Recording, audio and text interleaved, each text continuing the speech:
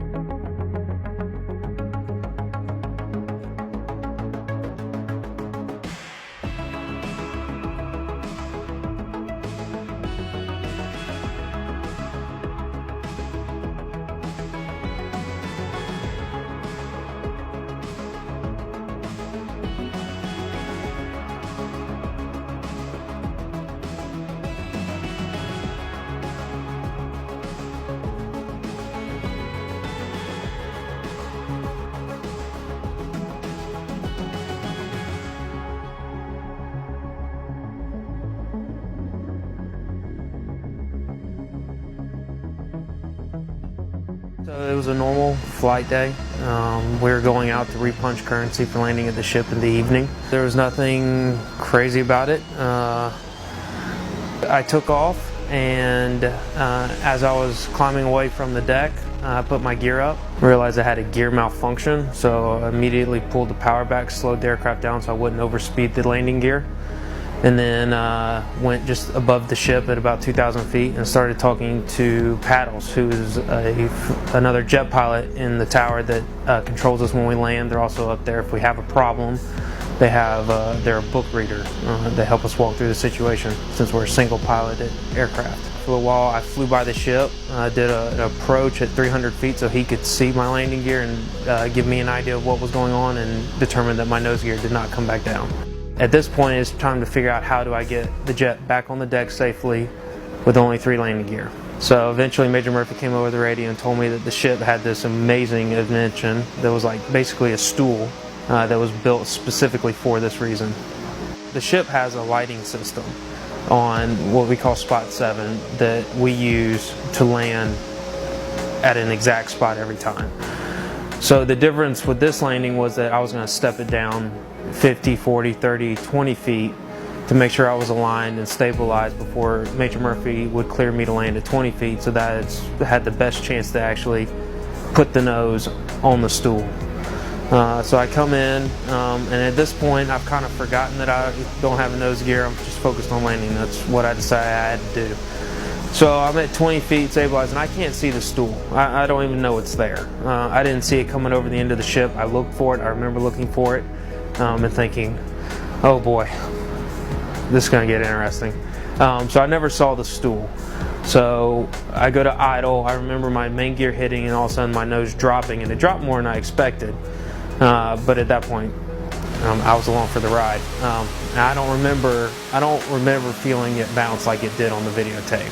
I remember feeling it just kind of hit, and that was it. But then I had to sit there for a minute and remember how to shut the jet off and everything. It was a pretty big relief. I didn't realize how much I was shaking until I got out of the aircraft.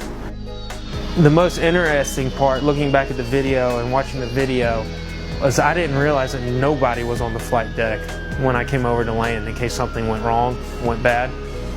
That was neat, having everyone come out and congratulating me and stuff. It was a little overwhelming at first. For a moment I just wanted to catch my breath.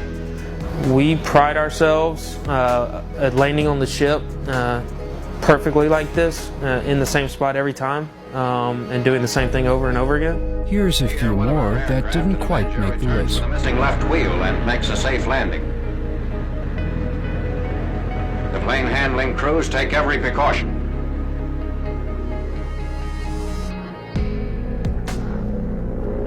Another pilot brings down a damaged Helldiver, which is minus its tail hook. As the plane can't be stopped by the arresting gear, the pilot must rely on his brakes.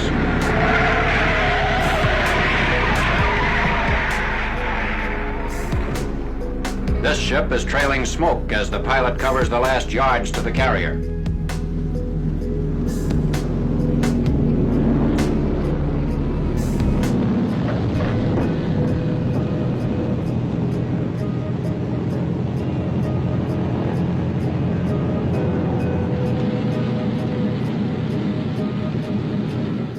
Losses of enemy aircraft in this engagement are reported to total more than 150.